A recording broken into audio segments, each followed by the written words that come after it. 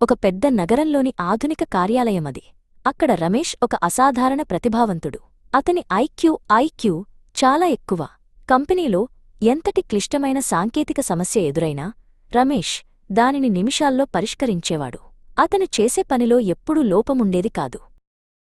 అయితే రమేష్కు ఒక పెద్ద సమస్య ఉంది. తన తెలివితేటల పట్ల అతనికి చాలా గర్వం. ఎవరైనా చిన్న తప్పు చేసినా భరించలేకపోయేవాడు. అతని కోపం త్వరగా వచ్చేది. దీంతో ఆఫీసులో తోటి ఉద్యోగులు అతనితో మాట్లాడాలంటేనే భయపడేవారు. రమేష్ పనిలో మేటి అయినా ఒంటరివాడిగా మిగిలిపోయాడు. అదే కార్యాలయంలో సురేష్ కూడా పనిచేస్తున్నాడు.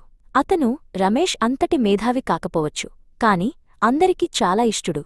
సురేష్ ఈక్యూ అంటే ఎమోషనల్ ఇంటెలిజెన్స్ చాలా ఎక్కువ. అతను ఎప్పుడూ చిరునవ్వుతో ఉంటూ అందరితో ఆత్మీయంగా మాట్లాడేవాడు.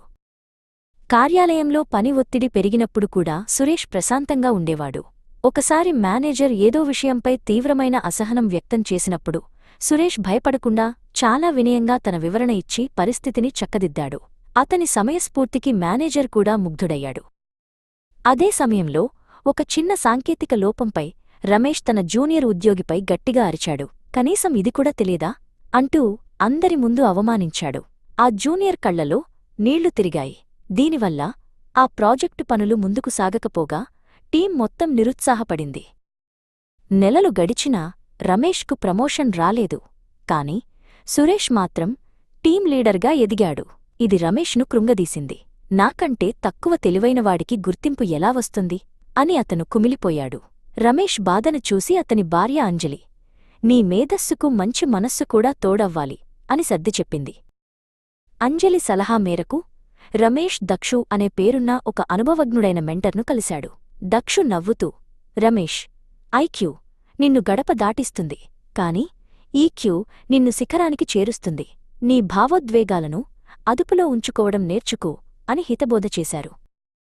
ఆ రోజునుండి రమేష్ తనను తాను మార్చుకోవాలని నిర్ణయించుకున్నాడు.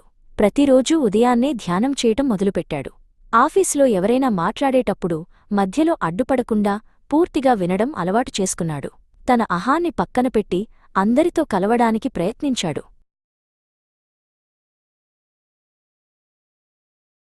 కొద్ది రోజుల తర్వాత మళ్లీ అదే జూనియర్ ఉద్యోగి పొరపాటు చేశాడు. కాని ఈసారి రమేష్ కోప్పడలేదు. అతన్ని దగ్గరకు పిలిచి, పర్వాలేదు, ఎవరైనా తప్పులు చేస్తారు, దీన్ని ఎలా సరిదిద్దాలో నేను చూపిస్తాను అని ప్రశాంతంగా చెప్పాడు. ఆ జూనియర్ ముఖంలో కృతజ్ఞత, గౌరవం కనిపించాయి. ఇప్పుడు రమేష్ మరియు సురేష్ మంచి స్నేహితులయ్యారు. రమేష్ తన ఐక్యూతో కంపెనీకి కొత్త సాంకేతికతను ఇస్తుంటే సురేష్ తన ఈక్యూతో ఆ టీంను సమన్వయం చేస్తున్నాడు. తెలివితేటలకు తోడు మానవత్వం తోడైతే విజయం వరించడం ఖాయమని రమేష్ గ్రహించాడు.